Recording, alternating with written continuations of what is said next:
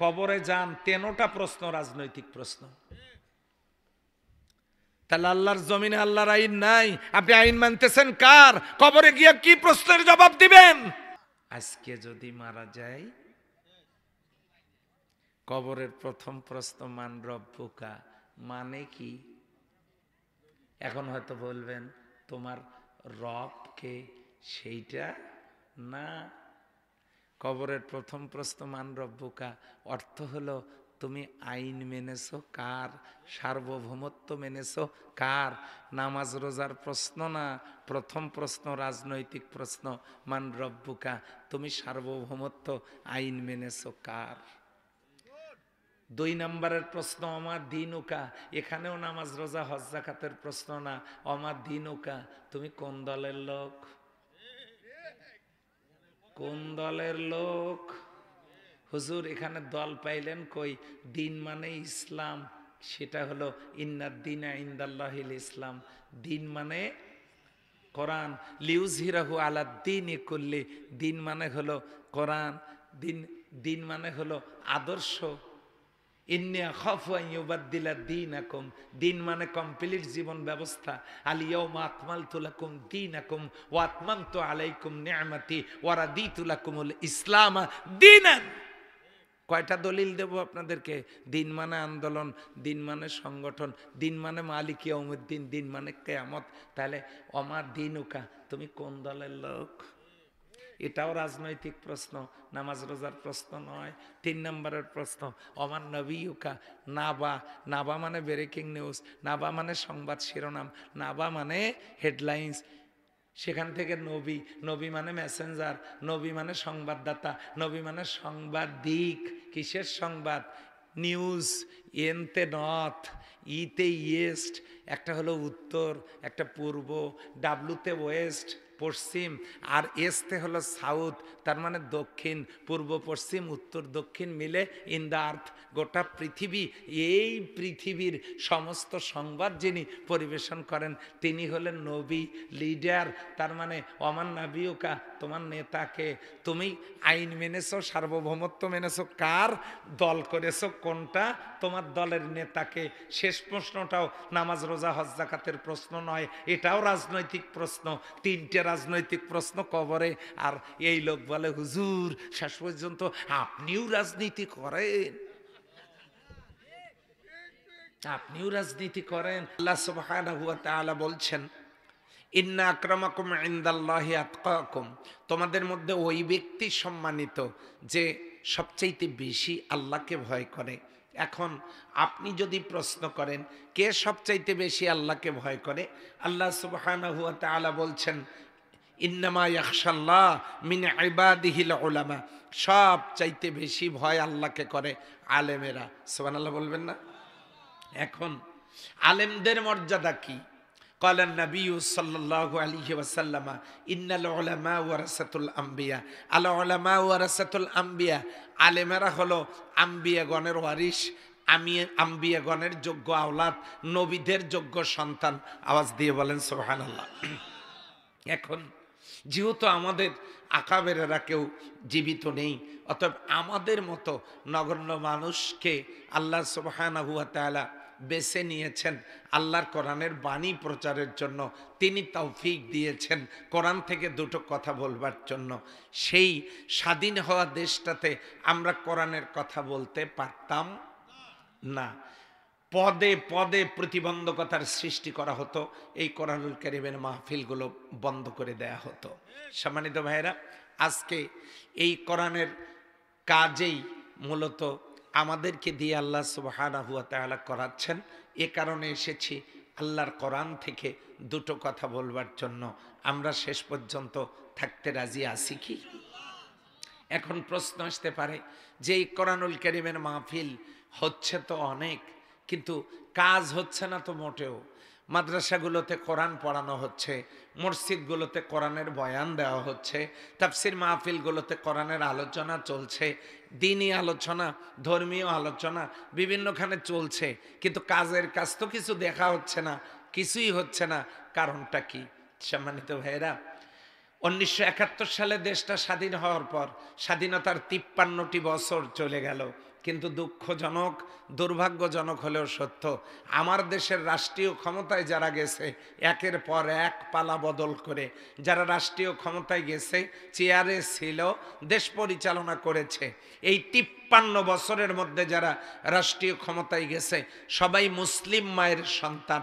কিন্তু দুর্ভাগ্যজনক কোন মুসলিম মায়ের সন্তান রাষ্ট্রীয় চেয়ারে বসে আল্লাহর কোরআন দিয়ে দেশটা পরিচালনা করেন নাই। আল্লাহর কোরআন দিয়ে দেশটা পরিচালনা না করবার কারণে 53 বছরে যারা রাষ্ট্রীয় ক্ষমতায়, তারা এই সমাজ থেকে সুদ, ঘুষ, দুর্নীতি, অশ্লীলতা, বেহায়াপনা, চুরি, ডাকাতি, ধর্ষণ, জেনা ব্যভিচারী, নারী নির্যাতন, মদ, জুয়া, হাউজি, লটারি, অপসংস্কৃতি, হত্যা, সন্ত্রাস, গুম, একটি পাপের দরজাও কেউ বন্ধ করতে পারেন নাই, শুধুমাত্র আল্লাহর কোরআন দিয়ে দেশটা পরিচালনা না করবার কারণে। এখন সেই কোরআন আমাদের সকলের বাড়িতে, মসজিদে, মাদ্রাসায়, হাফেজদের সিনায়, বিভিন্ন জায়গায় টেবিলের উপরে আমাদের দেশের মুসলিম পরিবারগুলোতে কোরআন সুরক্ষিত সংরক্ষিত আছে, কিন্তু সমাজ থেকে পাপ বিদায় নিচ্ছে না। সম্মানিত ভাইরা, নবী জীবনের 40টি বছর কোরআন না থাকার কারণে তিনি ব্যক্তি জীবনে, পরবর্তীতে তিনি হিলফুল ফুজুলের মাধ্যমে এই সমাজের মানুষগুলোকে আলোকিত মানুষ বানাবার জন্য, দানবতার পরিবর্তে মানবতার সূচনা করবার জন্য তিনি 40টি বছর চেষ্টা করেছেন। সমাজের একটি পাপও তিনি বন্ধ করতে পারেন নাই। 40 বছর বয়সে গিয়ে আল্লাহ তাআলা যখন তাকে কোরআন দিলেন, তিনি যখন নবী হলেন, মাত্র 23 বছর লাগলো এই কোরআন নাজিল হতে। আর এই 23 বছরে গোটা সমাজটা পাপমুক্ত হলো।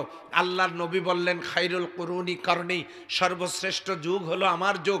শুধু তাই না, কোরআনের এই বাণীর দ্বারা বিশ্বনবীর নেতৃত্বে সমাজের অবস্থাটা এমন হলো, সকল পাপ বিদায় নিল, সমাজ পরিষ্কার হলো এবং একটি আলোকিত সমাজ হলো। সমাজটা হলো জান্নাতের টুকরা। আওয়াজ দিয়ে বলুন সুবহানাল্লাহ। অথচ যুগের পর যুগ, শতাব্দীর পর শতাব্দী এই কোরআন আমাদের বাড়িতে থাকার পরেও কেন কেন আমি জিজ্ঞাসা করতে চাই, কেন কোন নেতা, কোন সরকার এই পাপ বন্ধ করতে পারছেন না? What is the cause? কারণটা কি? কারণ হলো, সম্মানিত ভাইরা, কারণ আমি ব্যাখ্যা করেছি, আপনারা আমার আলোচনায় ইউটিউব থেকে শুনেছেন, আবারও আজকে করছি। এই যে কাগজ, এখন আমার দিকে তাকায় বলেন তো, এই কাগজের রং কি? এই কাগজের এক পৃষ্ঠায় যদি আমি লিখি আগুন, আর এক পৃষ্ঠায় যদি আমি লিখি পানি, এই আগুন আর পানি যদি কোনো কাগজে লেখা থাকে, আপনারা বলুন তো কাগজটা কি পুড়ে যাবে? ভিজবে? কেউ বলছে পুড়ে যাবে, ভিজবে না। এটা পুড়বেও না, এটা ভিজবেও না। কেন জানেন? এটা কলম দিয়ে শুধু কাগজের ভিতরে লেখা আছে। কাগজের ভিতরে লেখা আছে আগুন, কাগজের ভিতরে লেখা আছে পানি। এই আগুন আর পানি লেখা কাগজটা যদি হাজার হাজার বছরও সংরক্ষণ করা হয়, এটা পুড়বেও না, এটা ভিজবেও না। তবে হ্যাঁ, পুড়বে তখন এটা যদি আগুনের ভিতরে দেয়া হয়, ভিজবে তখন এটা যদি পানির ভিতরে দেয়া হয়। কাজেই কাগজের ভিতরে আগুন পানি লেখা থাকলে ওই কাগজ ওই পানিতে ওই আগুনে না দেওয়া পর্যন্ত যেমন পড়েও না, ভেজেও না, প্র্যাকটিক্যাল করতে হয়, ঠিক তেমনি আল্লাহর কথাগুলো লেখা আছে কিসের ভিতরে বলুন তো? হ্যাঁ, কাগজের ভিতরে। কিসের মধ্যে? এগুলো কি? এগুলো কি দেখেন, এগুলো কি? কাগজের ভিতরে। কোরআনের আয়াতগুলো লেখা আছে কাগজের ভিতরে। এই কাগজের ভিতরে এই কথাগুলো যদি কিয়ামত পর্যন্ত থাকে, কাগজের মধ্যে যদি এই লেখাগুলো কিয়ামত পর্যন্ত থাকে, সেই কোরআন যদি আপনাদের বাড়িতে আপনারা কিয়ামত পর্যন্ত রেখে দেন, কিয়ামত পর্যন্ত মসজিদগুলোতে থাকে, কিয়ামত পর্যন্ত মাদ্রাসাগুলোতে থাকে, কিয়ামত পর্যন্ত হাফেজ তৈরি হয়, আর কিয়ামত পর্যন্ত যদি তাফসীর মাহফিল হয়, আল্লাহর কসম করে বলে গেলাম, সমাজের একটি পাপের দরজাও বন্ধ হবে না, কেউ করতেও পারবে না। কেন?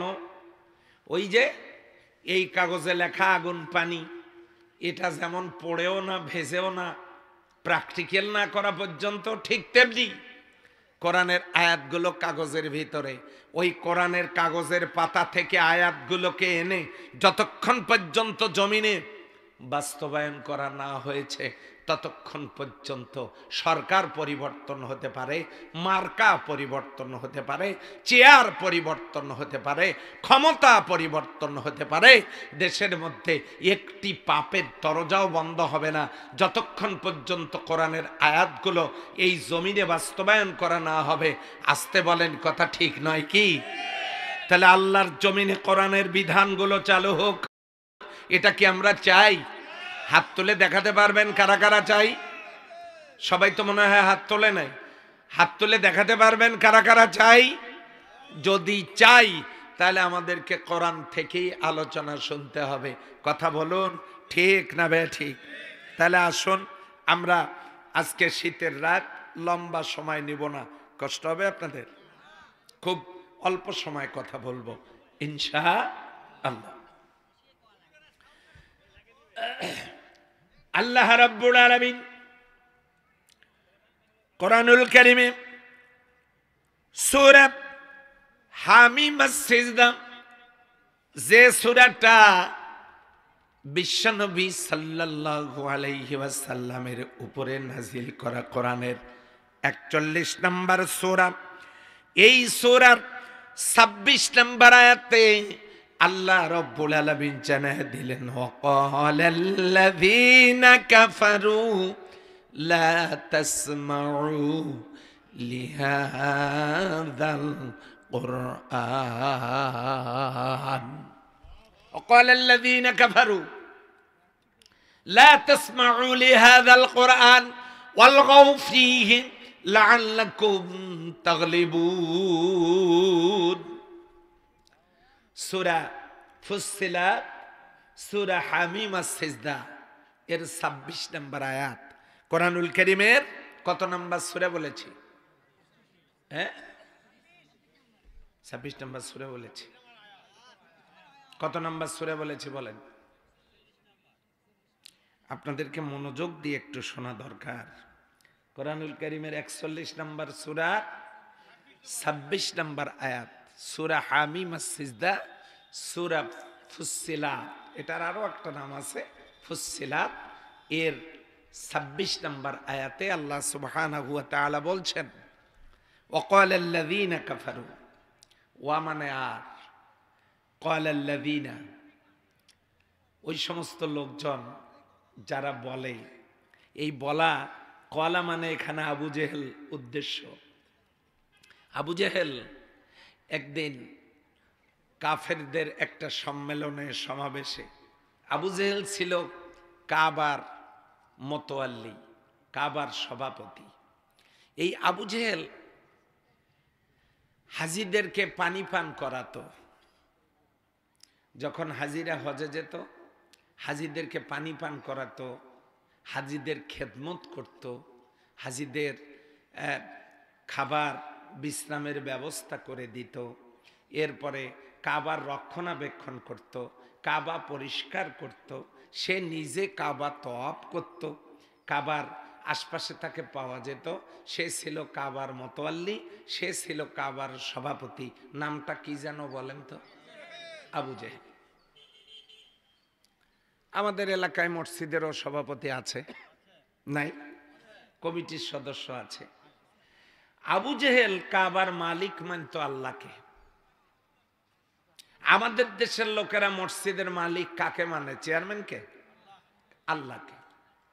তাহলে আবু জেহেলও কাবার মালিক মানত আল্লাহকে। আবু জেহেল যে কাবার মালিক আল্লাহকে মানত, তার প্রমাণ হলো বিশ্বনবীকে হত্যা করার জন্য আবু জেহেল বদরের যুদ্ধে যাচ্ছে, আর সেই যাওয়ার প্রাককালে আবু জেহেল কাবার গেলাপ ধরে বলতেছে, ইয়া রব্বে কাবা, হে কাবার রব। আচ্ছা বলেন তো কাবার রব কে? আল্লাহ।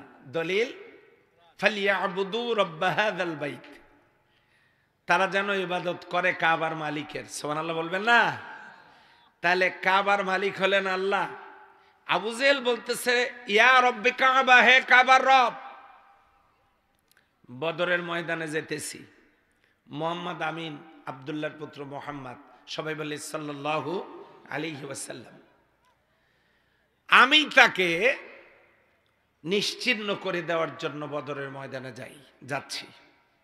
আজকে এমন একটা প্রেক্ষাপট তৈরি করে দিও যাতে করে সে আর এই কাবায় তাওহীদের বাণী প্রচার করতে না পারে, আমাদের দেবদেবীগুলোকে নিয়ে আর কোনো কথা বলতে না পারে। আজকে আমি তাকে শেষ করতে চাই। কাবার গেলাপ ধরে সে কাবার মালিকের কাছে সাহায্য চাচ্ছে। আবু জেহেল কাবার সভাপতি, কাবার মালিক আল্লাহকে মানে, কিন্তু বিশ্বনবী সাল্লাল্লাহু আলাইহি সাল্লামকে হত্যা করতে যাচ্ছে কাবার মালিকের কাছে প্রার্থনা করে। তো এই আবু জেহেল কাবার সভাপতি, কাবার মালিক মানে আল্লাহকে। আমাদের সমাজেও মসজিদ কমিটি আর মুসল্লিরা মসজিদের মালিক মানে কাকে? আল্লাহকে। কথা বুঝতে হবে। এই পাশে আওয়াজ নাই, সমস্ত দুর্বল লোকেরা এখানে আছেন। আচ্ছা থাকেন। এখন কাবার সভাপতি হওয়ার পরে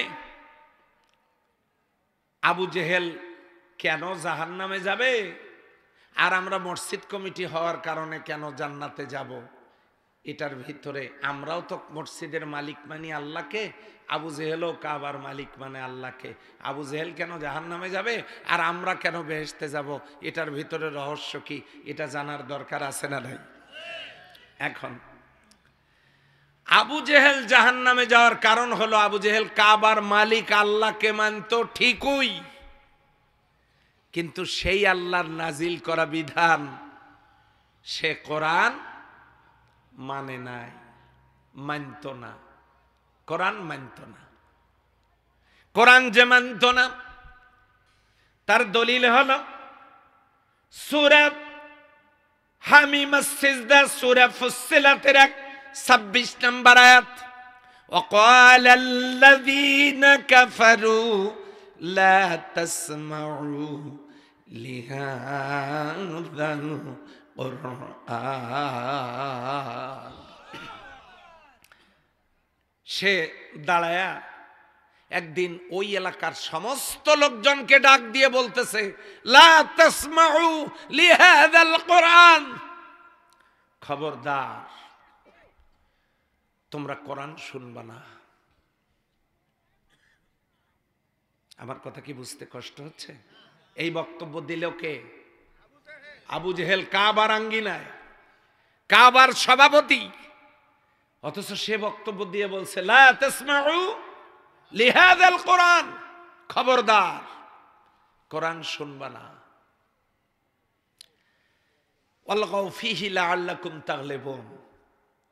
আর তোমরা যদি তাদের উপর বিজয়ী হতে চাও, বিজয়ী থাকতে চাও, তোমাদের বীরত্ব ধরে রাখতে চাও, তোমাদের কার্যক্রম যদি তোমরাই চালাতে চাও, তাহলে খবরদার কোরআন শুনবা না। তার মানে আবু জেহেল ছিল কি বিরোধী? কোরআন বিরোধী। আমাদের এই সমাজের মসজিদগুলো, অবশ্য এটা তো মসজিদের উদ্যোগেই প্রোগ্রাম, তাই না? মসজিদ কমিটি আবার মাইন্ড করেন না।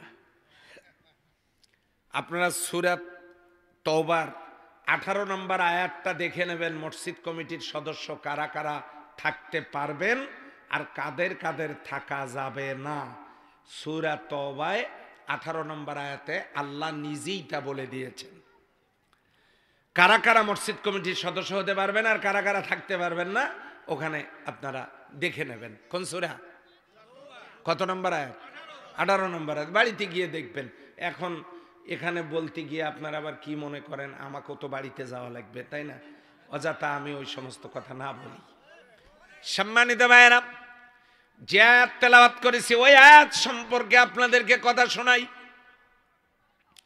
আবু জেহেল কাবার সভাপতি ছিল, কাবার মালিক আল্লাহকে মানত, কিন্তু কোরআন বিরোধী হওয়ার কারণে আবু জেহেলের পরিণতি যা, ঠিক তেমনি আমাদের মসজিদগুলোর সভাপতি, সেক্রেটারি, ক্যাশিয়ার আমাদের মসজিদগুলোর কমিটির সদস্যরা তারাও মসজিদের মালিক মানে আল্লাহকে, মুসল্লিদের জন্য পানির ব্যবস্থা করে দেয়, অজুখানা, টয়লেট এগুলোর ব্যবস্থা করে দেয়।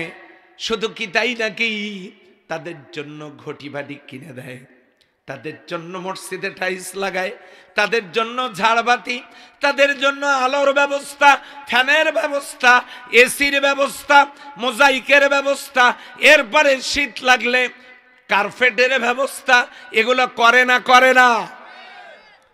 আবু জেহেলেরা যেমন হাজিদেরকে পানি পান করাতো, হাজিদের জন্য সুযোগ সুবিধা বাড়াতো, হাজিদের খেদমত করত, হাজিদের প্রয়োজন পূরণ করত, হাজিদের রক্ষণাবেক্ষণ করত, সাথে কাবা তওয়াফ করত।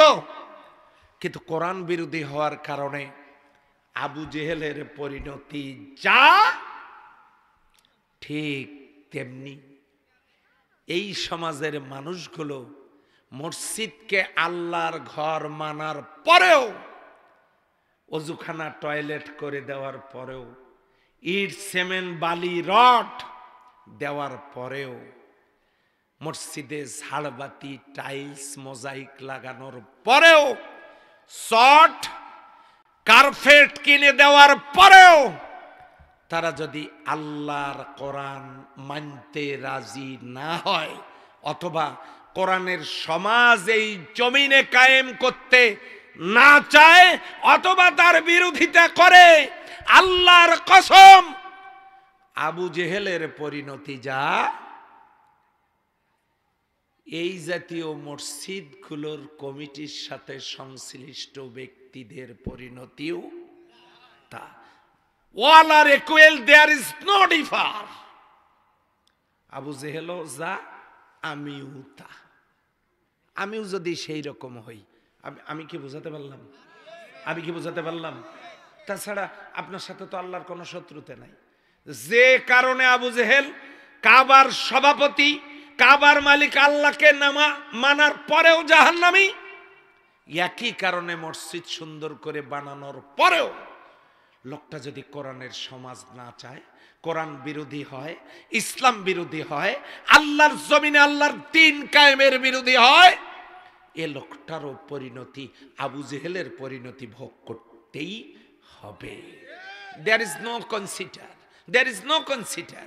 সম্মানিত ভাইরা, এইরকম লোক নওগাঁয় তো নাই, আমি গ্যারান্টি দিয়ে বলতে পারি, কিন্তু বলেন তো নদীর ওই পাশে আছে না নাই? থাকতে পারে না, পারে না? আচ্ছা, তাহলে আমাদেরকে পরিণতি নিয়ে ভাবতে হবে। হুজ্জাতুল্লাকা ওয়া আলাইকা, কোরআন হচ্ছে আমাদের জন্য দলিল। কোরআন যদি কিয়ামতের দিন কারো পক্ষে দলিল হয়, লোকটা জান্নাতে যাবে। সুবহানাল্লাহ বলতে পারলাম? হ্যাঁ হ্যাঁ, এই জায়গায় কি হইল? নওগাঁ তো আমার এলাকা, এই নওগাঁর নামাজ গড়ে গাউসুল আজম কামিল মাদ্রাসায়, সেখান থেকে তো আমি তাফসিরে কামিল করেছি। এই নওগাঁয় তো আমি ছিলাম, এই নওগাঁয় আমি খানাপিনা করেছি, নওগাঁর ঘাটির কথা তো আমি ভুলি নাই, আমি ভুলি নাই। আজকে অবশ্য দেয় নাই না, এই জন্য আমি আন্দোলনও করতেছি না। কথা হলো নওগাঁর মাটি মানুষের সাথে আমার সম্পর্ক, আমার ছেলেকে আমি নওগাঁতেই, এই নওগাঁর মানুষকে কতটা ভালোবাসি। নওগাঁ থেকে আমি আমার পুত্রবধূ বৌমাকে নিয়ে গেছি। আপনারা আমাকে কি পর মনে করতেছেন নাকি? অধিকাংশরা আমার বিয়ে, অধিকাংশরা আমার বিয়ে। অবশ্য এটা চাপাই হলে বলতাম অধিকাংশরা আমার বিহাই। নওগাঁ হওয়ার কারণে বললাম অধিকাংশরাই আমার বিয়ে, কারণ এই নওগাঁয় আমার আত্মীয়তার সম্পর্ক। নওগাঁয় আমি পড়াশোনা করেছি, আপনাদেরকে আমি আমার লোক মনে করি। আপত্তি আছে নাকি কারো আপনাদের? আপনারা আমার বাড়িতে আসবেন, সবাইকে দাওয়াত, মাইক দিয়ে দাওয়াত দিয়ে গেলাম, পরে আবার বলবেন না যে উনি দাওয়াতই দেয় না, তো যাব কেমনে?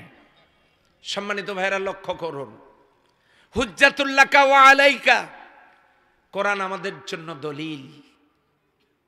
কোরআন জান্নাত জাহান্নামী হওয়ার জন্য দলিল। কোরআন যদি কারো বিপক্ষে সাক্ষী দেয় কিয়ামতের দিন, তাহলে লোকটার পরিণতি হবে জাহান্নাম। আর কোরআন যদি কারো পক্ষে সাক্ষী দেয়, তাহলে লোকটার ঠিকানা হবে সম্মানজনক জান্নাত। চিল্লা বলেন না সুবহানাল্লাহ। তাহলে সেই কোরআন আমাদের সামনে আজকে লক্ষ্য করো, দেখুন শুধু আবু জেহেল না, শুধু আবু জেহেল না, নামের আগের দিকে মুহাম্মদ লেখা, অথচ মুসলিম মায়ের সন্তান হওয়ার পরেও কোরআনের পাখিগুলোকে বছরের পর বছর কারাগারে আটকায় রেখেছে, নির্যাতনের স্টিম রোলার চালিয়েছে। এই 15টা বছরের ভিতরে আমাকে কয়েকবার কারাগারে প্রেরণ করা হয়েছে, জেলখানায় রাখা হয়েছে। কারণ কি জানেন? কারণ হলো ইউরিদুন লিউতফিউ নূরাল্লাহি বিআফওয়াহিহিম ওয়াল্লাহু মুতিম্মু নূরিহি ওয়ালাউ কারিহাল কাফিরুন। আল্লাহ তাআলা বলছেন তারা চায়, ইউরিদুন লিউতফিউ নূরাল্লাহ, তারা চায় মুখের ফুৎকারে আল্লাহর নূরকে নির্বাপিত করতে। এরা আল্লাহর দ্বীনের জ্যোতি, আল্লাহর দ্বীনের আলো, আল্লাহর দ্বীনের নূর, আল্লাহর কোরআনকে তারা স্তব্ধ করে দিতে চায়। আল্লাহ বলেন আল্লাহু মুতিম্মু নূরি, আমি আমার নূরকে প্রজ্বলিত করবই, ওয়ালাউ কারিহাল কাফিরুন, কাফেরদের মনের ভিতরে যত জ্বালা যন্ত্রণাই হোক না কেন। তারা কি করলো? কোরআনের এক প্রদীপ্ত শিখা, আল্লামা দেলোয়ার হোসাইন সাইদি, পৃথিবীর কোন মানুষ মুসলিম বিশ্বাস করে না আল্লামা দেলোয়ার হোসেন সাইদি স্বাভাবিক মৃত্যুবরণ করেছেন। এটা পৃথিবীর কোন মানুষ মুসলিমরা বিশ্বাস করে না। তাকে বলা হলো আপনার শরীর চেক আপ করতে হবে, বেশ ভালো কথা, চেক আপ করেন। নিয়ে গেল, নিয়ে যাওয়ার পর কারাগার থেকে বের করে তাকে হাসপাতালে নেবে বডি চেক আপের জন্য। তিনি গাড়ি থেকে নামার সময় একটা মুচকি হাসি দিলেন, জিজ্ঞেস করলেন কেমন আছেন, আপনারা সালাম জানালেন, মুচকি একটা হাসি দিলেন। আহা, সে কি হাসি! আপনারা তাকে চেক আপ করছেন, অথচ কয়েক ঘন্টা পরেই সংবাদ দিলেন তিনি আর পৃথিবীতে নেই। যদি তিনি স্বাভাবিক মৃত্যুবরণ করে থাকেন তাহলে ওই চিকিৎসক কোথায়? কেন তার সন্ধান পাওয়া যাচ্ছে না? তিনি পালাতক কেন? পরীক্ষা করে দেখা হোক তার মৃত্যু স্বাভাবিক না অস্বাভাবিক। তিনি পালিয়ে গেলেন কেন? যদি মৃত্যু স্বাভাবিক হবে তাহলে আপনারা ঢাকার বুকে তার জানাজা করতে দিলেন না কেন? কেন দিলেন না? জানাজা নিয়ে লুকোচুরি করলেন কেন? সবকিছু মিলে রহস্যের বেড়া জালে আবৃত। তার মানে ভেতরে কোনো একটা ব্যাপার স্যাপার। আস্তে বলেন, কেউ হয়তো কাপড়ের ওই পাশ থেকে শুনতে পারে, আস্তে করে বলেন, আছে না নাই? আওয়াজ দিয়ে বলেন, আছে না নাই? হ্যাঁ আছে। আপনারা মনে করেছিলেন সাইদি সাহেবকে হত্যা করার পর কোরআনের আলোচনা স্তব্ধ হয়ে যাবে, আপনারা মনে করেছিলেন। কিন্তু আল্লাহর পরিকল্পনা হলো আল্লাহু মুতিম্মু নূরি, আমি আমার নূরকে প্রজ্বলিত করবই। কাফেরদের মনের ভিতরে যত জ্বালা যন্ত্রণাই হোক না কেন, আমি নূরকে প্রজ্বলিত করবই। আজকে আমি যে সংগঠনের সেক্রেটারি, আমার মতো একজন নগণ্য মানুষকে মাজলিসুল মুফাসসিরিন জেনারেল সেক্রেটারি বানিয়েছেন। কাজেই এই মাজলিসুল মুফাসসিরের সদস্য সংখ্যা এখন হাজার হাজার। সুবহানাল্লাহ বলবেন না? আল্লামা সাইদি সাহেবকে আপনারা বিদায় করে দিয়েছেন, মনে করবেন কোরআনের আলোচনা স্তব্ধ হবে, হবে না। আল্লাহ তাআলা ডক্টর মিজানুর রহমান আজহারিকে জমিনে দিয়েছেন। বাংলাদেশে এমন কোনো মাঠ নাই যে মাঠে তার একটা প্রোগ্রাম করার মতো মাঠ আছে না, কি বলে? তাহলে আপনারা কিভাবে নিভাবেন কোরআনের আলো? হাজার হাজার মুফাসসির তৈরি হয়ে গেছে বাংলার জমিনে। আওয়াজ দিয়ে বলেন আলহামদুলিল্লাহ। এই ষড়যন্ত্র চলেছে যুগে যুগে, আলেমদেরকে হত্যা করার মধ্য দিয়ে ইসলামকে নিশ্চিহ্ন করে দিতে চেয়েছে যুগে যুগে, কিন্তু তাদের এই ষড়যন্ত্র ব্যর্থতায় পর্যবসিত হয়েছে। আমি শুধু আপনাদেরকে আজকে একটা সুসংবাদ দেই, কষ্ট হবে ইনশাল্লাহ। Wait for some time, I repeat, আমি আবার বলছি, ওয়েট ফর সাম টাইম, অল্প সময় অপেক্ষা করেন। কোরআনওয়ালারাই আগামী দিনে বাংলাদেশ পরিচালনার নেতৃত্ব দান করবে ইনশাআল্লাহ। এই জন্য আবু জেহেল ষড়যন্ত্র করে কোরআন শোনা বন্ধ করে দিয়েছিল। আবু জেহেল কোরআনকে থামাতে পারেনি। এই যে লাইটগুলো দেখতে পাচ্ছেন, একটা লাইট যদি কেউ ফু দিয়ে নেভাতে পারেন, নগদ 500 টাকা পুরস্কার। পারলে ফু দিয়ে নিভান। আবার আরেকজনকে কথা বলেন না, আমি যখন ফু দিতে যাব তুই লাইনটা কেটে দিস, এই বুদ্ধি করিয়েন না। এখন ফু দিয়ে আসেন, নিভায়া আমি পুরস্কার দিচ্ছি। কারণ সারা দিন ফু দিলেও এই বাল্ব আপনি নিভাতে পারবেন না, কারণ এটার সুইচ আপনার কাছে না, এটার সুইচ আলাদা জায়গায়। এই কোরআনের সুইচ আমার আল্লাহর কাছে, কেউ নিভাতে পারবেন না। পৃথিবীর সমস্ত কোরআনের কপিগুলোকে যদি কেউ পুড়ে ফেলে অথবা সাগরে নিক্ষেপ করে, একটা কপিও যদি পৃথিবীর জমিনে কোরআনের কপি না থাকে, তবু কোরআন নিভে যাবে না। একজন হাফেজকে ডাকলেই এই জীবন্ত কোরআন আমরা আবারও কোরআনের কপি পাবো। কথা বলেন ঠিক কিনা? কাজেই ওই হাফেজদেরকে, আপনারা সব হাফেজকে যদি শহীদ করে দেন, আবার একজন হাফেজ যদি পৃথিবীর কোন কোনায় লুকায় থাকে, সেই হাফেজ তার সিনা থেকে আবারও কোরআন বেরিয়ে আসবে। আর হাফেজদেরকে কেটে কেটে কেটে কেটে টুকরো টুকরো করেও যদি আপনারা ফেলেন, এত বড় কোরআন আল্লাহ তাআলা হাফেজদের সিনার কোন জায়গায় লুকায় রেখেছেন, পৃথিবীর কোনো ডাক্তার, পৃথিবীর কোনো বিশ্লেষকরা ওখান থেকে আবিষ্কার করতে পারবে না কোন জায়গায় হাফেজদের ছোট্ট বাচ্চার সিনায় কোরআন, এত বড় কোরআন সিনার কোন জায়গায় আল্লাহ লুকায় রেখেছেন, কেউ কি আবিষ্কার করতে পারবে? কারণ ইন্না নাহনু নাযালনা যিকরা ওয়া ইন্না লাহু লাহাফিজুন, এই কোরআন নাজিল করেছি আমি, এই কোরআনের হেফাজত করব আমি। কে? সম্মানিত ভাইরা, সেই কোরআন আবু জেহেল বলল কোরআন শোনো না। পৃথিবীর মানুষকে কোরআন শোনা বন্ধ করে দিয়েছে নাকি? কোরআন চলছে। পরিকল্পনাটাই হলো কোরআন থেকে যদি মানুষকে দূরে রাখা যায়, তাহলে আমরা চুরি ডাকাতি দুর্নীতি করতে পারবো, কোনো অসুবিধা হবে না। বিগত দিনে আমরা কি দেখলাম? তাফসীর মাহফিলগুলোতে 144 ধারা জারি করা হয়েছে। এই তাফসীর মাহফিলগুলো করতে গেলে পাতি নেতা, সাতি নেতা, ছোট নেতা, নেতা তো এত নেতা তৈরি হয়েছিল, পায়ে পায়ে হোঁচট লাগে, এইরকম নেতা, যেখানে সেখানে নেতা। তাদের অনুমতি ছাড়া মাহফিলগুলো হতো না। নামের বানান যদি ভুল হতো মাহফিল করতে দিত না, পোস্টার বাতিল, অনুমতি ক্যান্সেল। তো আপনাদের অবস্থা এমন হলো কেন?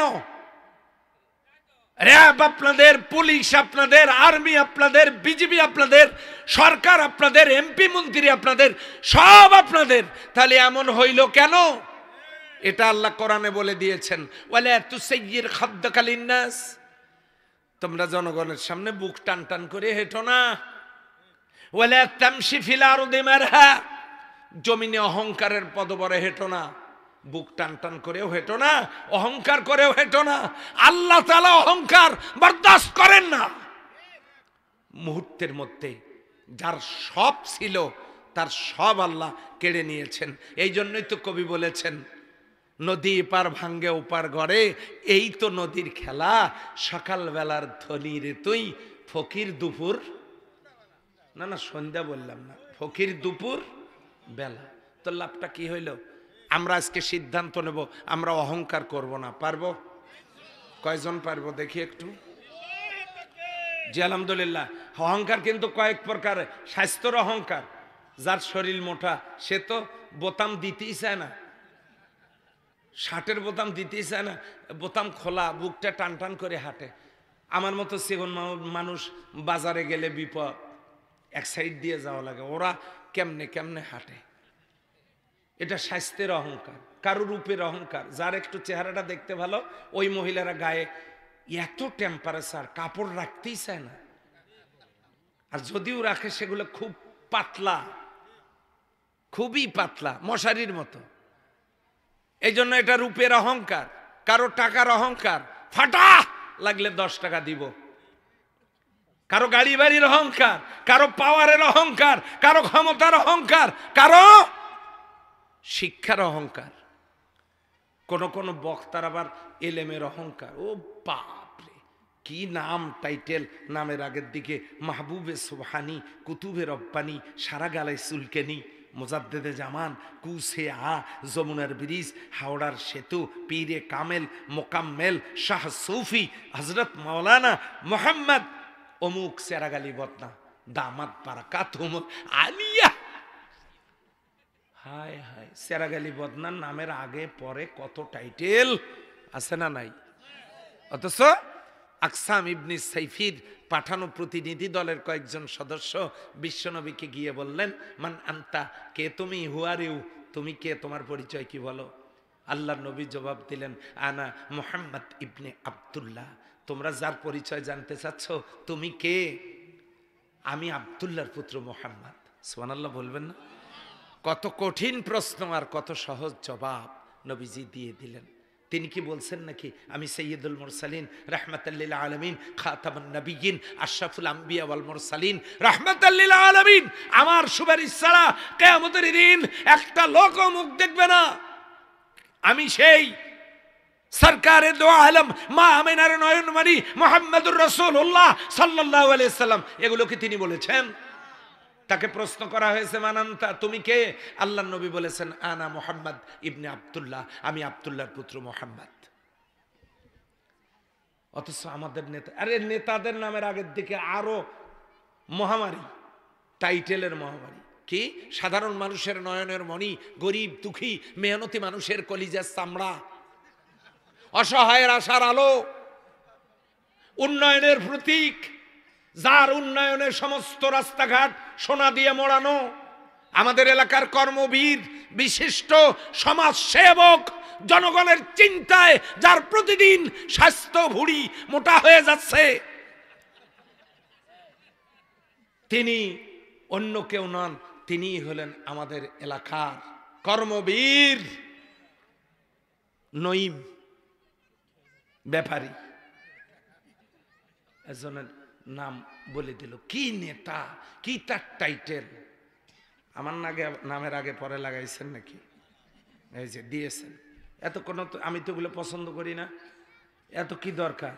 বিশিষ্ট ইসলামী চিন্তাবিদ, মুফাসসিরে কোরআন, লেখক, গবেষক, অধ্যাপক মাওলানা নুরুল আমিন সাহেব। আমার তো কিচ্ছু দরকার নাই, লিখবেন নুরুল আমিন রংপুর।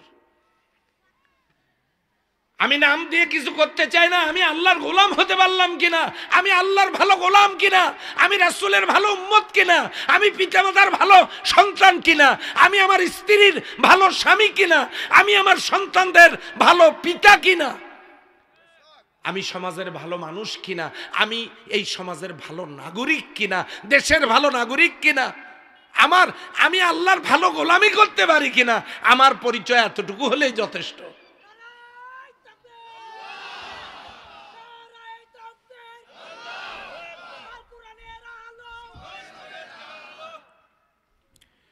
সম্মানিত ভাইয়েরা, কষ্ট হচ্ছে?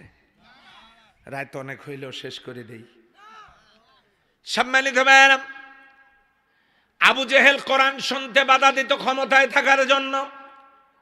যারাই অতীতে কোরআনের আলোচনা শুনতে অথবা কোরআনের সমাজ কায়েম যারা করতে চাইতো, তাদের উপরে যারা জুলুম আর নির্যাতন করেছে, তাদেরও টার্গেট ছিল নিজেদের ক্ষমতাকে পাকাপোক্ত করা। আওয়াজ দিয়ে বলেন কথা ঠিক কিনা? সম্ভব হয়েছে? আবু জেহেলের সম্ভব হয়েছে, অন্যদের সম্ভব হয়েছে, হয় নাই, কিয়ামত পর্যন্ত হবেও না, হবে না। কাজী আল্লাহ রাব্বুল আলামিন কোরআনুল কারীমের ব্যাপারে সূরা বনী ইসরাঈলের ৮২ নম্বর আয়াতে জানায় দিলেন, ওয়ানুনাজ্জিলু মিনাল কুরআনি মা হুয়া শিফাউম ওয়া রাহমাতুল লিল মুমিনিন। ওয়ানুনাজ্জিলু মিনাল কোরআন, আমার নাজিল করা কোরআন, মা হুয়া শিফা, সব সমস্যার সমাধান, ওয়া রাহমাতুল লিল মুমিনিন, মুমিনদের জন্য এই কোরআন হলো রহমত। চিল্লায়া বলেন সুবহানাল্লাহ। আহা, সেই কোরআন আমাদের বাড়িতে আছে। একবারও চিন্তা করেছি এই কোরআন কিয়ামতের দিন আমার পক্ষে দলিল হবে নাকি বিপক্ষে দলিল হবে? আমরা কি চিন্তা করেছি? করি নাই। মাত্র 5টা কাজ যদি কেউ করে, কয়টা? আওয়াজ দেন, কয়টা? যুবকেরা বলেন কয়টা? 5টা কাজ যদি কেউ করে, কোরআন কিয়ামতের দিন আমাদের পক্ষের দলিল হিসাবে আল্লাহর সাথে এই কোরআন ঝগড়া করে কোরআনের পক্ষে, এই কোরআন আমাদের পক্ষে দলিল হয়ে আল্লাহর সামনে দাঁড়িয়ে লোকটার ব্যাপারে সুপারিশ করে আল্লাহর জান্নাতে যাওয়ার জন্য, আল্লাহর রহমত নিয়ে জান্নাতে যাওয়ার জন্য এই কোরআন আমাদের সপক্ষে সাক্ষী দেবে। কয়টা? 5টা। আমি কি 5টা বলবো আজকে নাকি 2টা? হ্যাঁ, যদি তাই হয় কোরআনকে আমাদের পক্ষে দলিল বানাতে হবে। এবার হাদিস শুনুন, মান ক্বারাআল কোরআন ফাস্তাজহারাহু ফাহাল্লা হালালাহু ওয়া হাররামা হারামাহু আদখালাহুল্লাহুল জান্নাহ। যে ব্যক্তি কোরআন পড়লো, কোরআন বুঝলো, কোরআন কায়েম করলো, হালালকে হালাল হিসেবে জানার পর মান্য করলো, গ্রহণ করলো, হালাল হারামকে হারাম হিসাবে জানার পর বর্জন করলো, আদখালাহুল্লাহুল জান্নাহ, লোকটাকে আল্লাহ তাআলা জান্নাত দিয়ে দিবেন। এখন আসুন, কোন কাজ করলে যে আবু জেহেল কোরআনের বিরোধিতা করার কারণে চির জাহান্নামী, এই কোরআনের বিরোধিতা এখনো যদি কেউ করে, বলেন তো সে কি অর্ধেক জাহান্নামী? তাহলে পুরাই জাহান্নামী, এখানে কোনো ছাড় নাই। এই জন্য জাহান্নাম থেকে বাঁচতে চাই, কোরআনের পক্ষে থাকতে চাই, কোরআনকে কিয়ামতের ময়দানে দলিল হিসাবে নিজেদের পক্ষে নিতে চাই। সেই জন্য আওয়াজ দিয়ে বলতে হবে, উপায় যেন কয়টা? 5টা উপায়। তার মধ্যে 1, কিরাআতুল কোরআন। 1 নাম্বারটা কি? কিরাআতুল কোরআন। কি সেটা? সেইটা হলো কোরআনটা সহি শুদ্ধ পড়তে হবে। আচ্ছা, এখানে একটু পরীক্ষা নেই, মনে কিছু নেবেন না, মনে কিছু নেবেন না। এই যে আপনি সামনে আছেন, বলেন তো আপনার বয়স কত? 67 বছর। আপনি যদি 67 বছরে, মনে কিছু নিয়েন না কিন্তু, 67 বছরে বছরে একটা করে আয়াত মুখস্থ করতেন, তাহলে আপনার কয়টা আয়াত মুখস্থ হতো? 67টা। আপনি গণে দেখবেন, আপনি 13টা 14টা সূরা আপনার মুখস্থ হয়ে যেত। ওই শেষের দিকে সূরাগুলা, ছোট ছোট সূরাগুলা আপনি গণে দেখবেন, এই 67 আয়াতে আপনার 14টা সূরা মুখস্থ হয়ে যেত। বাবাজি, আপনার আছে কয়টা মুখস্থ?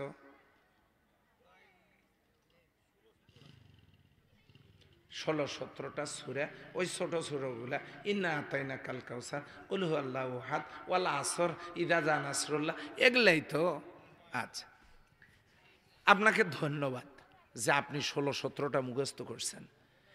সবাইর কাছে জিজ্ঞাসা করতে পারলাম না, এমনও ব্যক্তি এখানে বসে আছেন ৭০ বছর বয়স। আমার সাথে গতকালকে একজন হাফেজ ছিলেন, শরীফুল ইসলাম আশরাফি, খুব ভালো আলোচক। আগামী দিনে তাকেও আপনারা অনেক বড় আলোচক হিসেবে পাবেন ইনশাল্লাহ। আমরা একই সাথে প্রতিষ্ঠানে চাকরি করি, আমার প্রতিষ্ঠানের লেকচারার। সে মাত্র 6 মাসে কোরআনের হাফেজ হয়েছে, মাত্র 6 মাসে। এত মেধা আল্লাহ তাকে দিয়েছে, আলহামদুলিল্লাহ। তো গোটা কোরআন যেখানে 6 মাসে মুখস্থ, আমি 6 মাসে কোরআন মুখস্থের কথা বলতেছি না। ও ভাই, এমনও লোক এখানে বসে আছেন যারা 4টে সূরাও সহি শুদ্ধ শেখেন নাই। থাকতে পারেন না? পারেন না। এখানকার কথা বলছি না ভাই, ওই নদীর ওই পাশের কথা বলছি। এরকম থাকতে পারে না? পারে না, বল। সম্মানিত ভাইয়েরা, 365 দিনে বছর, 365 দিন সময় লাগায়া একটি করে আয়াত যদি বছরেও আমরা মুখস্থ করতে পারতাম, তাহলে এই 67 বছরে 67টা আয়াত মুখস্থ হয়তো, যেটা 13-14টা সূরার সমপরিমাণ আয়াত মুখস্থ হয়ে যেত।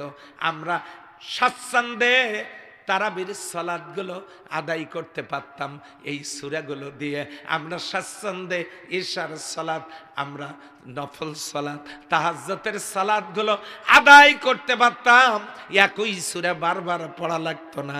আমরা বারবার আরেকটা নতুন নতুন সূরা দিয়ে নামাজ পড়তে পারতাম। কথা বলেন ঠিক কিনা?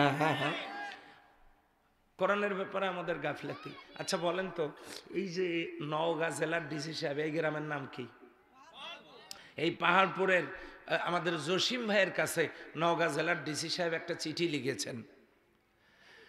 পিয়ন গেছে চিঠি দেওয়ার জন্য, তা এই জসিম ভাইকে না পেয়ে দোকানে চিঠিটা দিয়ে গেছে, যে ওই মোড়ে ওখানে দোকানের কাছেই হলো জসিম ভাইয়ের বাড়ি। তো দোকানে পিয়ন চিঠিটা দিয়ে এসে, যে আপনি জসিম ভাইকে চেনেন? যে হ্যাঁ চিনি। এই জসিম ভাইকে একটু চিঠিটা দেবেন তো। দোকানদার জসিম ভাইকে পাইছে রাত 11টায়। এই চিঠি খুলি দেখে, বাড়িতে নিয়ে গিয়ে সর্বনাশ, চিঠি লেখা ইংরেজিতে, কিন্তু জসিম ভাই ইংরেজি পড়া জানে না। আচ্ছা বলেন তো, রাত্রে ঘুম হবে? আস্তে কন। জসিম ভাই শুনলে আবার মাইন্ড করবে, আস্তে কন। জসিম ভাই চিন্তা করবে, হ্যাঁ রে, জমি জমাগুলো গেল, ব্যবসা প্রতিষ্ঠানটা গেল, নাকি আমার মেয়েকে বিয়ে করতে চাইলো, বাড়িঘর নিলামে গেল, নাকি মামলা হলো, কি মুসিবত। ইংরেজি পড়া মানুষ 3 গ্রাম দূরে, ওখানে এই রাত 11টা, এখন কেমনে যাই? সকালবেলা নইমের মাকে রাত্রিবেলা জিজ্ঞাসা করতেছে, নইমের মা ঘুম হচ্ছে না, ছটফট করতেছে মনটা, ডিসি সাহেবের চিঠি ইংরেজিতে, আসি না নাই, কি হলো আল্লাহ জানে। এহে রাত, আজ বুঝি আর রাত ভর হয় না, তাড়াতাড়ি ভর হও। ইংরেজি পড়া লোকটার কাছে গিয়া ডিসির সারমর্ম, এই চিঠিটার সারমর্ম না জানা পর্যন্ত, ডিসির চিঠির সারমর্ম না জানা পর্যন্ত শান্তি পাইতেছি না। নইমের মা, মাথায় তেল দাও, ঘুম আসছে না। এই রকম করে ছটফট করে আপনি রাতটা কাটাবেন। যখন আপনি ইংরেজি পড়া মানুষের কাছে গিয়ে চিঠির সারমর্ম জেনে নেবেন, তখন আপনি আশ্বস্ত হইলেন যে ডিসি সাহেব আপনাকে মৎস্য খামারের জন্য টাকা দিবেন, সেই জন্য আপনাকে ডেকেছেন। তখন না আপনি খুশিতে বাকবাকুম, কিন্তু যতক্ষণ পর্যন্ত আপনি জানেন নাই, ততক্ষণ পর্যন্ত আপনার কি শান্তি স্থিরতা থাকবে? যদি তা না থাকে, এবার বলুন তো, আল্লাহ কয়টা ডিসির সমান? 13-14 জন হবে মনে হয়। কয়জন ডিসির সমান আমার আল্লাহ? তাহলে ডিসির ডিসি, মহা ডিসি, বিশ্ব ডিসি, গোটা পৃথিবীর সমস্ত ডিসির স্রষ্টা। আওয়াজ দিয়ে বলেন কে? সেই আল্লাহ আরবি দিয়ে আমাদের কাছে একটা চিঠি লিখেছেন। ডিসি সাহেবের চিঠি পাওয়ার পর আপনার যে পেরেশানি, নইমের মা সহ সারা রাত ঘুম নাই। আপনি কি আল্লাহর চিঠি পাওয়ার পরে অত পেরেশান আপনি আমি আসি?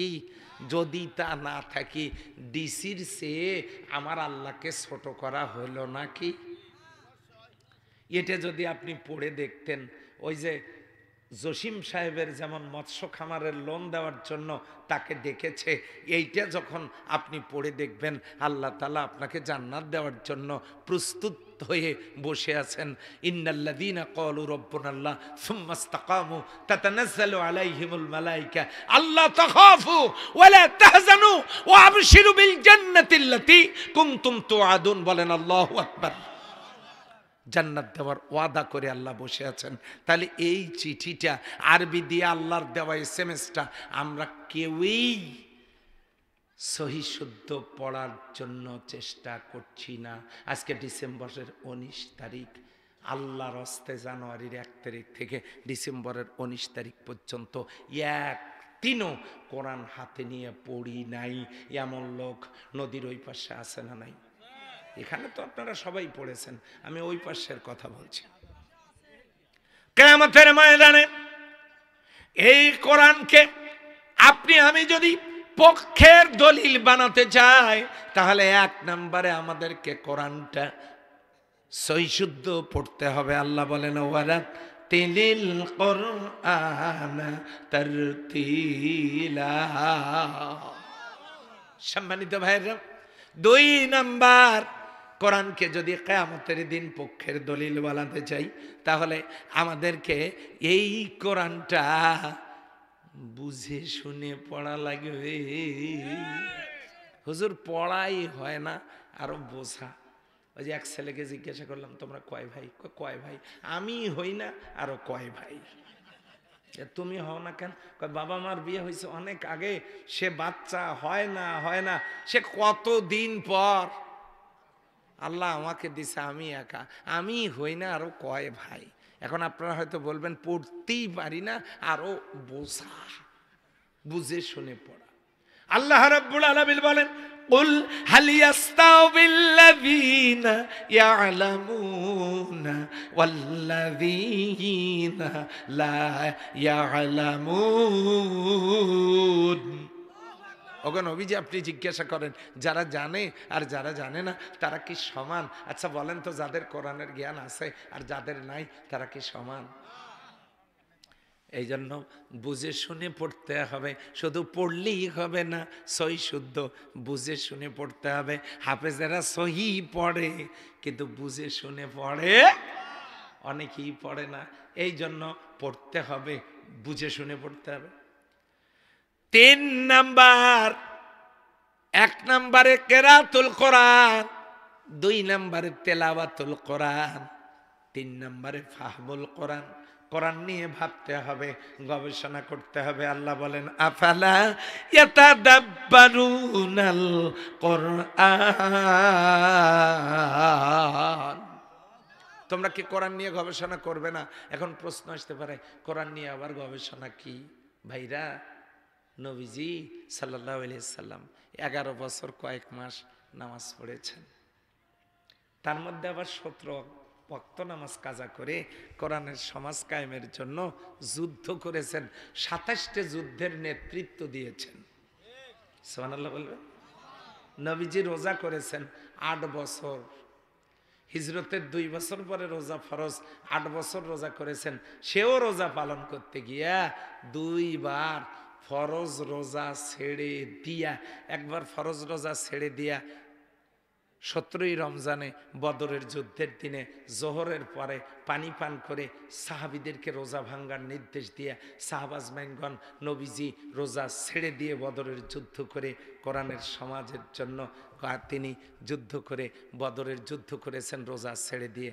আর একটা হলো 8ম হিজরিতে 18ই রমজান কাফনের কাপড় পরে মিছিল করে মক্কা বিজয় করেছেন। ওই দিনেও তিনি ফরজ রোজা ছেড়ে দিয়েছেন।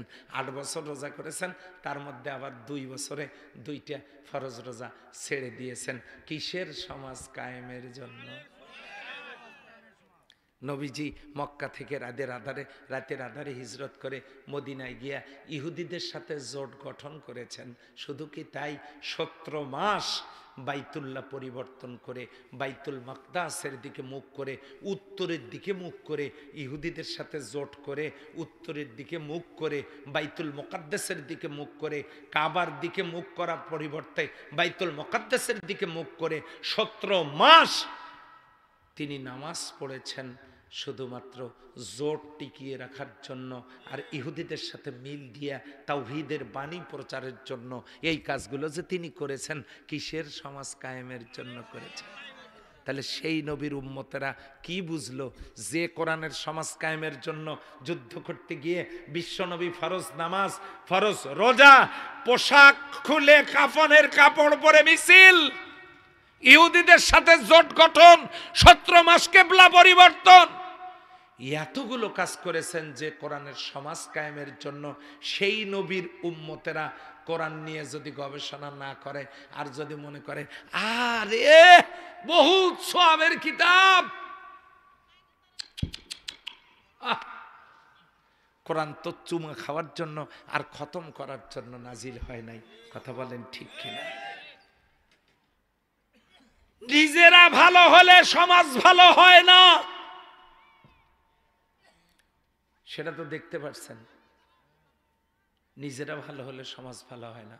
আজকে 100 বছরের ওপর আমাদের তাবলিগ জামাতের ভাইয়েরা মেহনত করতেছেন না? সমাজ কি ভালো হয়েছে? আমরা তো বক্তব্য দিতে দিয়ে বুকের রক্ত পানি করে ফেললাম, সমাজ কি ভালো হয়েছে? হয় না। ওই যে ইস্তেমায় লাগছে, এখন তাবলিগ জামাত তো 2 গ্রুপ, সাত গ্রুপ আর জোবাইয়ের গ্রুপ ফাটাই দিয়েছে কালকে। এমন মায়ের কাহাকে বলে, উহা কত প্রকার, ও কি কি। হাসপাতালে কোনো জায়গা নাই, একদম মেঝে পর্যন্ত রক্তাক্ত, রাজপথ রক্তাক্ত, ঘটনাস্থলেই 3 জনের লাশ। এখন কি লাভ হলো? 2 দল 2 দলের বিরুদ্ধে মামলা করেছে, এরা ওকে গালিগালাজ করে, এরা ওকে গালিগালাজ করে। হ্যাঁ, ওই যে কান্নামা কাতালান নাসা জামিয়া, অন্যায়ভাবে কেউ যদি কাউকে হত্যা করে তাহলে ঠিকানা জাহান্নাম। এখন ফায়দা করতে গিয়া জাহান্নাম হয়ে যাবে, তো লাভটা কি হলো? কিসের দ্বন্দ্ব, কিসের এখলাস, কিসের আমল, কিসের এত কিছু? এই জন্য আমি কারো বিরুদ্ধে বলছি না, আজকে নিজে ভালো হওয়ার চেষ্টা করছি। সমাজ ভালো না থাকলে ভালো থাকা যায় না, এই জন্য কোরআনের সমাজ লাগবে। কথা বলেন ঠিক কিনা? কোরআনের সমাজ কি আছে? এই জন্য কোরআন নিয়ে গবেষণা করতে হবে।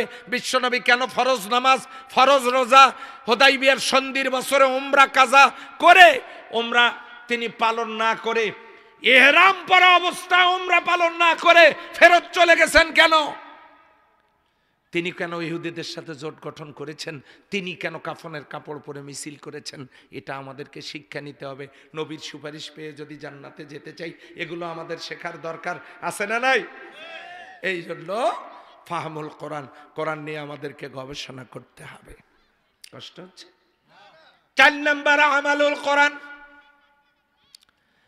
কোরআনের আমল করতে হবে। কোরআনের আমল করার জন্য আমি সহজ একটা উদাহরণ দেব। ঢাকায় যাবেন, নওগাঁর সবচেয়ে ভালো গাড়ি কোনটা?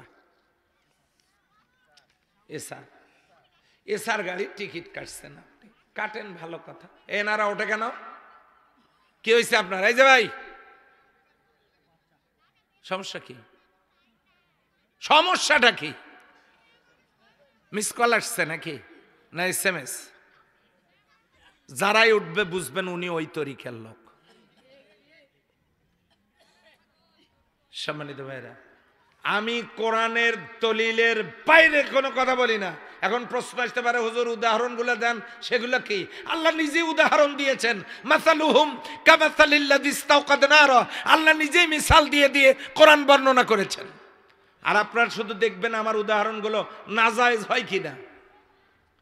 এখন এসার গাড়ির টিকিট কেটেছেন আপনি, টিকিট কেটে এনে বাড়িতে বললেন গাড়ি রাত 11টায়, একটু খাওয়ার পরে বিশ্রাম নিয়ে চলে যাই। এই বিশ্রাম নিতে ধরে আপনি, আপনার স্ত্রী, পরিবারের সবাই ঘুমায় গেছে। রাত 1টায় জসিম ভাই টের পাইছে গাড়ি 11টায়। এখন নইমের মাকে ডাক দিয়ে বলতেছে, নইমের মা ব্যাগপত্র দাও, ঢাকায় যাব। নইমের মা বলতেছে যে গাড়ি কয়টায়? কয় রাত 11টায়। থাক, আর যাওয়া লাগবে না, শুয়ে ঘুমাও। কেন? ওই দেখো ঘড়ির দিকে বাজে কয়টা? কয় রাত 1টা বাজে। এখন জসিম ভাই ধমক দিয়ে বলতেছে, ধাপ, গাড়ি যাবে কোথায়? আমি যে এসার গাড়ির টিকিট কেটেছি, এই দেখো এসার গাড়ির ছবি এখানে আছে, গাড়ির নাম্বারও ওই যে নিচে দেখা যাচ্ছে। আমি যে টিকিটটা টাকা দিয়ে কেটেছি 800 টাকা, সেটাও লেখা আছে, আমার সিট নাম্বারও লেখা আছে। সিট নাম্বার, আমার হাতে টিকিট, আমার হাতে টাকা দেওয়ার দলিল, আমার হাতে গাড়ির ছবি, আমার হাতে। গাড়ি যায় মানে ব্যাগপত্র দাও। এবার আপনারা ফতোয়া দেন, গাড়ি আছে তো? হ্যাঁ, কেন? এত দলিল থাকার পরেও গাড়ি থাকবে না কেন? জি, সময় মতো স্ট্যান্ডে গিয়ে গাড়িতে না উঠলে গাড়ি যেমন থাকে না, চলে যায়, যতই টিকিট আপনার পকেটে থাক, গাড়ি যেমন আপনার অপেক্ষায় থাকবে না, ঠিক তেমনি বাজার থেকে কোরআন কিনে এনে বাড়িতে রেখে দিয়েছেন, মসজিদে রেখে দিয়েছেন, মাদ্রাসায় রেখে দিয়েছেন, পড়ার টেবিলে রেখে দিয়েছেন। এই কোরআন হলো জান্নাতে যাওয়ার টিকিট। গাড়ির টিকিট কিনে এনে সময় মতো গাড়িতে উঠে না গেলে ঢাকার গাড়ি যেমন থাকবে না চলে যাবে, ঠিক তেমনি জান্নাতে যাওয়ার টিকিট কোরআন কিনে এনে বাড়িতে রেখে দিয়েছেন। আর কোরআনের আমল আপনি করবেন না, মনে করিয়েন না জান্নাত আপনার জন্য থাকবে, আপনার কপাল থেকে জান্নাতও ছুটে যাবে। কথা বলেন ঠিক কিনা? আপনার আমার কপাল থেকে ছুটে যাবে যদি কোরআনের আমল আমরা করতে না পারি। এই জন্য আমালুল কোরআন, আল্লাহ তাআলা বলেছেন ইন্নাল্লাযীনা আমানু ওয়া আমিলুস সালিহাত উলাইকা হুম খায়রুল বারিয়া ইন্নাল্লাযীনা আমানু ওয়া আমিলুস সালিহাত কানাত লাহুম জান্নাতুল ফিরদাউসি নুজুলা। বলেন সুবহানাল্লাহ। কয়টা গেল? কয়টা গেল? এক নম্বরটা বলেন তো। একটা হলো কেরাতুল কোরআন, 2 নম্বর তেলাওয়াতুল কোরআন, 3 নম্বরে ফাহমুল কোরআন, 4 নম্বরে আমালুল কোরআন। একটা হলো সহি পড়া, একটা বুঝে পড়া, একটা হলো গবেষণা করা, একটু চিন্তা ফিকির করা, 4 নম্বরটা হলো আমল করা, 5 নম্বরটা থাক না। ওইটা থাকলে আমি আগামী বছর আবার দাওয়াত পাচ্ছি, কি বলেন? ওইটা থাক নাকি? কোরআনকে আমরা কিয়ামতের দিন আমাদের পক্ষের দলিল বানাতে চাই। কয়টা হইল? কয়টা? আর একবার। আপনারা তো নির্বাচন করতে পারবেন না, যে আওয়াজ। আমরা একটু জোরে আওয়াজ পছন্দ করি। শহীদ আবু সাইদের এলাকার মানুষ তো, হ্যাঁ, আমরা বুকের মধ্যে বুলেট নিতেও ভয় পাই না। এই জন্য একটা তাকবীর শোনায় দেন দেখি আপনাদের কি অবস্থা এলাকায়। নারায়ে তাকবীর। এত জোরে না, এত জোরে দরকার, একটু আরো আস্তে বলবেন। নারায়ে তাকবীর। আল্লাহ তাআলা সকলের দানকে কবুল করুন বলে আমিন। সম্মানিত ভাইরা, এই পাঁচটার পঞ্চম নাম্বারটা কি এটা বুঝতে হবে খুব ভালো করে। সম্মানিত ভাইরা, আবু জেহেল ক্ষমতায় থাকবার জন্য বলেছিল লা তাসমাউ লিহাদাল কুরআন, খবরদার কোরআন শুনবে না। ফর্মুলা কার? সে কি হিরো হইছে না জিরো? আবু জেহেল কোরআন শুনতে না দেওয়ার কারণে আবু জেহেল যেমন জিরো, পৃথিবীতে যারাই কোরআন এবং কোরআন ওয়ালাদের সাথে দুষ্টুমি করবে আল্লাহ তাদেরকেও হিরো থেকে জিরো বানায় দেবেন। কথা বলেন ঠিক কিনা?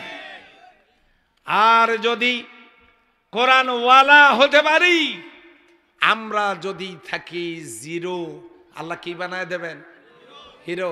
হযরত ওমর রাদিয়াল্লাহু তাআলা আনহু বিশ্বনবী সাল্লাল্লাহু আলাইহি ওয়াসাল্লামকে হত্যার জন্য বেরিয়ে গিয়ে তিনি যখন কোরআনের আলোচনা শুনে দিলটা নরম হলো, তিনি কালিমা পাঠ করলেন। আল্লাহ তাকে অর্ধেক পৃথিবীর প্রেসিডেন্ট পরবর্তীতে বানায় দিলেন। বলে সুবহানাল্লাহ। হযরত আলী রাদিয়াল্লাহু তাআলা আনহু তিনি যখন ইসলাম কবুল করলেন, একদিন ফজরের জামাতে হাজির হতে পারেন নাই। বিশ্বনবী সাল্লাল্লাহু আলাইহি সাল্লাম বললেন, কই আলীকে দেখছি না যে?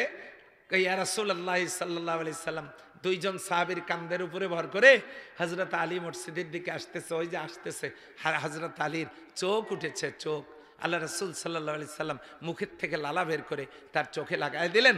লাগাই দেওয়ার সাথে সাথে হযরত আলী রাদিয়াল্লাহু তাআলা আনহুর চোখ ভালো হয়ে গেল। হযরত আলী রাদিয়াল্লাহু তাআলা আনহু বলেন, জীবনে বাকি কয়টা দিন আমার চোখে কখনো অসুখ হয় নাই। সম্মানিত ভাইরা, আল্লাহর হাবিব সাল্লাল্লাহু আলাইহি ওয়াসাল্লাম জিহাদের জন্য সৈন্য রিক্রুট করছেন। এই বাবা, এই কথা বলো না।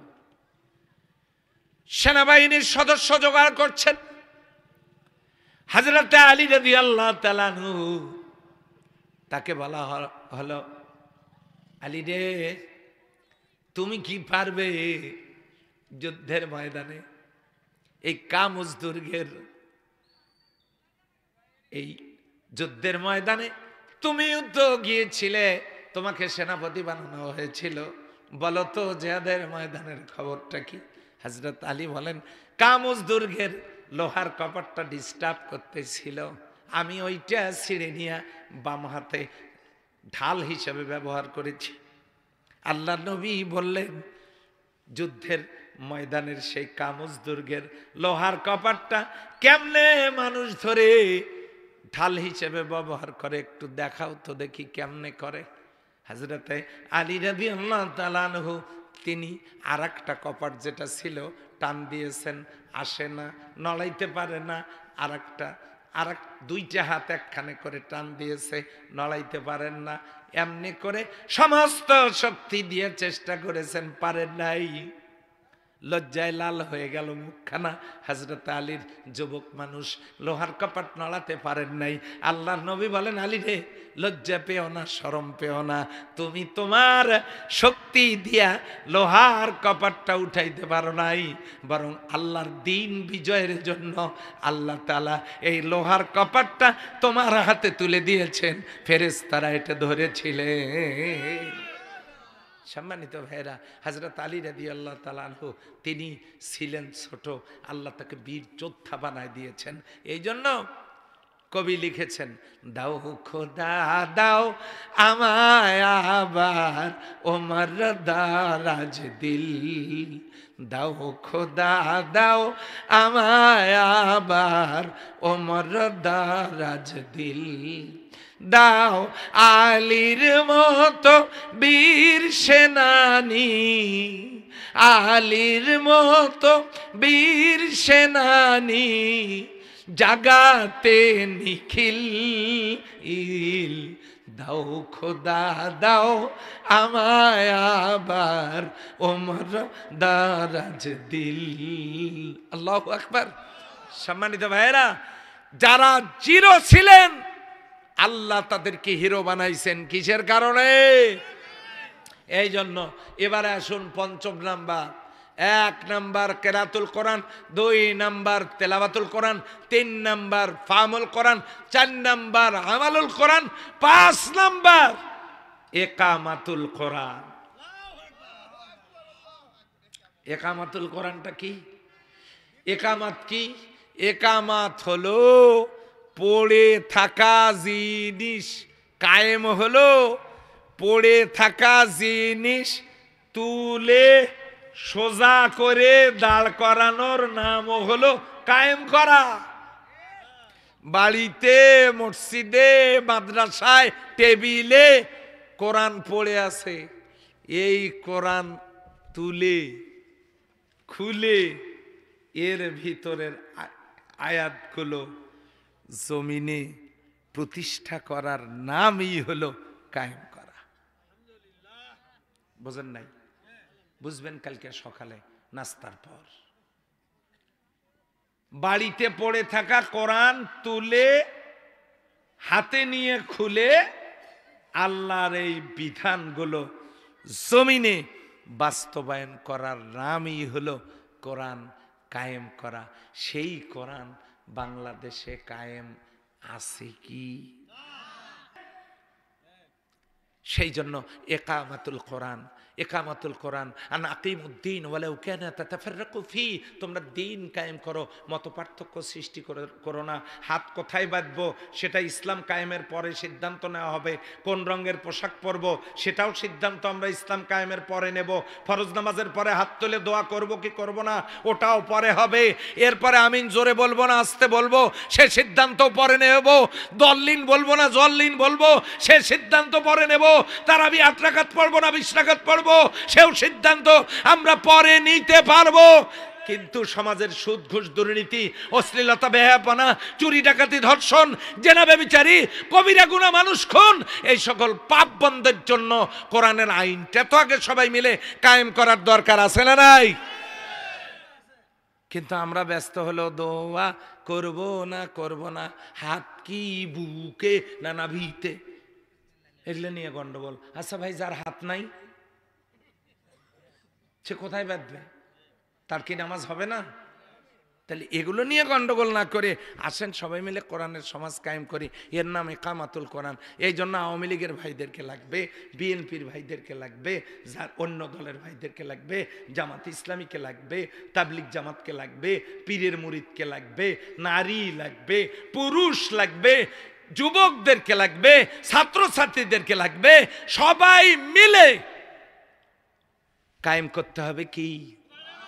লাভটা কি? লাভটা হলো লা ফাতাহনা আলাইহিম বারাকাতিম মিনাস সামাই ওয়াল আরদ। আল্লাহ আকাশ আর জমিনের বরকতের সমস্ত দরজাগুলো আল্লাহ আমাদের জন্য খুলে দেবেন। অথচ স্বাধীনতার 53 বছর যারা দেশ পরিচালনা করলো, আমার দেশে 7টা খনি একটাও তুলতে পারে নাই, একটাও পারে নাই। এই যে ইসকন কারা? জন্ম হয়েছে আমেরিকায়, আর এই ইসকনকে লালন পালন করতেছে পাশের দেশের বন্ধু রাষ্ট্র। কারণ আমার দেশের 1000 বছরের সাম্প্রদায়িক সম্প্রীতি, কোন ধর্মীয় সংখ্যালঘুদের সাথে আমাদের কোনো দ্বন্দ্ব সংঘাত নাই। আছে বলেন? মসজিদের পাশেই মন্দির, একসাথে তারা তাদের নিজেদের উৎসব পালন করছে, কোনো গন্ডগোল নাই। অথচ তারা ইসকনের নামে সাম্প্রদায়িক সম্প্রীতি বিনষ্টের জন্য তারা তো আত্মপ্রকাশ করেই একজন মুসলিম আইনজীবীকে হত্যা করেছে, জবাই করে। সাম্প্রদায়িক সম্প্রীতি নষ্টের জন্য ওদেরকে লেলিয়ে দিয়েছে।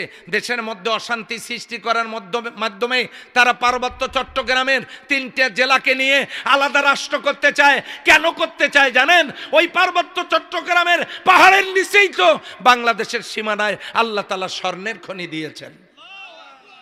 এটা তারা চিন্তাই করতে চায়। এই মাহফিলে জিজ্ঞাসা করতে চাই, এক ফোঁটা রক্ত থাকতে আমি যদি দুনিয়ায় বেঁচে না থাকি, আমি অনুরোধ জানিয়ে গেলাম, এক ফোঁটা রক্ত শরীরে থাকতে আমার দেশের মাটির 1 ইঞ্চি মাটিও কোনো ভিনদেশি শকুনদের হাতে আমরা তুলে দেব না।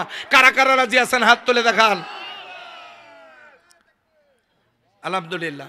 সম্মানিত ভাইয়েরা, এই জন্য ওরা ষড়যন্ত্র করতেছে।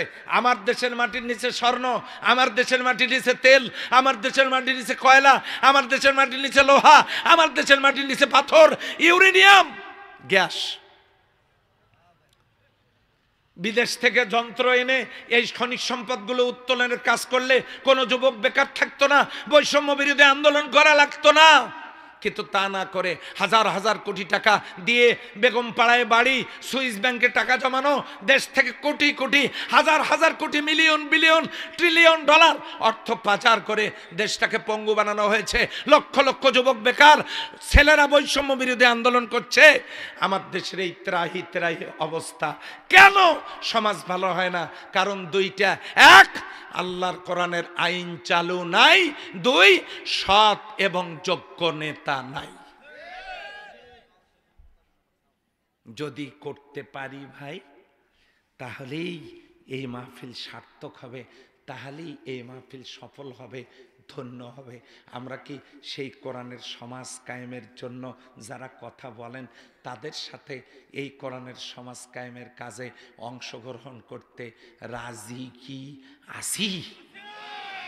নাকি কোন দলের সিঙ্গাড়া মার্কা কর্মী হইয়া, চা বিস্কিট মার্কা কর্মী হয়ে, চা সিঙ্গাড়া জীবনে খান নাই, খাবার নাই, রোজা রাখেন, পরনে কাপড় নাই, তালিযুক্ত কাপড় পরেন, তারপরেও সিঙ্গাড়া খাইয়া নিজের মাথাটা কারো কাছে বিক্রি করে দিয়েন না। আপনি শুধু এতটুকুন বলেন, সবাইকে দেখা শেষ আল কোরআনের বাংলাদেশ। আমরা সবাইকে দেখেছি। উন্নয়নের দোহাই দিয়েন না, ক্ষমতায় তো ছিলেন, আপনারাও তো পারেন নাই দুর্নীতি বন্ধ করতে, নতুন করে করবেন তার গ্যারান্টি কোথায়? সবাইকে দেখেছি, এখন শুধু কোরআনকে দেখব, পারা যাবে না? এই সিদ্ধান্ত যদি নিতে পারি তবেই দুনিয়া এবং মিলবে অবারিত করুণা এবং রহমত। আল্লাহ সুবহানাহু ওয়া তাআলা আমাদের সবাইকে কোরআনের পথে কবুল করুন। কোরআন যাতে কিয়ামতের দিন আমাদের পক্ষের দলিল হয়, এতটুকু আশাবাদ ব্যক্ত করে আমি আমার কথা শেষ করছি।